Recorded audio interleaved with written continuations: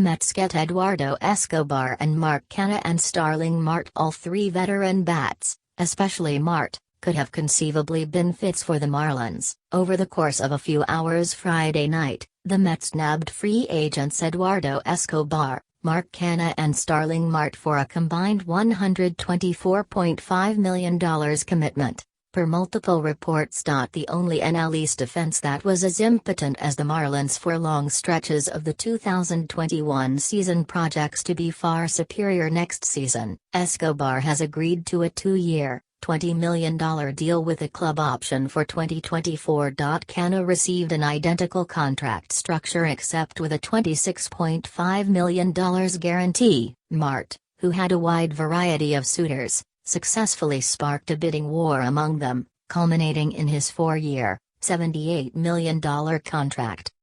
The only one of the trio who the Marlins front office definitively showed interested in was Marte. Both MLB Network's John Heyman and Sports Grid's Craig Mish had heard that the initial offer they presented to his camp was far less lucrative than what he ultimately got. At some point on Friday, they actually revamped that in a genuine attempt to keep him away from their division rivals, but there was still a significant gap in guaranteed dollars.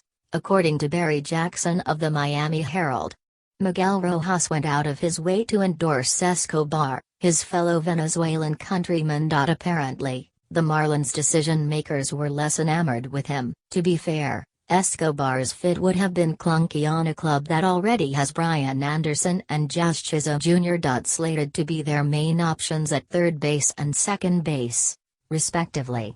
Despite making so many fond memories, Marte totaled just 93 games, regular season and postseason combined, as a Marlin. There's an outside shot he winds up playing more often as a Marlins opponent than he did as a member of the franchise itself. He enters 2022 with 35 career games against the Fish. Assuming no changes to MLB's regular season scheduling format, his Mets will face them 19 times per year moving forward. The Mets remain an incomplete team, lacking sufficient starting rotation depth. Likewise, if the Marlins splurged on Escobar, Canha, and Marte, they would still need to shop for a catcher and high-leverage relief pitching, but it's fair to feel uneasy by how little has been accomplished so far this offseason.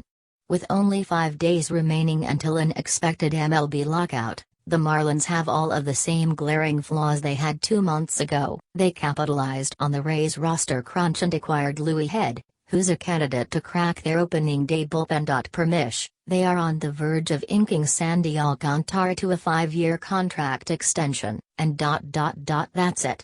Tuesday's non-tender deadline will finally pressure the Marlins into opening a few 40-man spots. Jorge Alfaro is the safest bet to get cut, followed by Lewis Brinson. They'll have an interesting call to make on Jesus Aguilar considering his projected pay raise and limited defensive pliability. However, these potential subtractions on their own do not merit celebrations.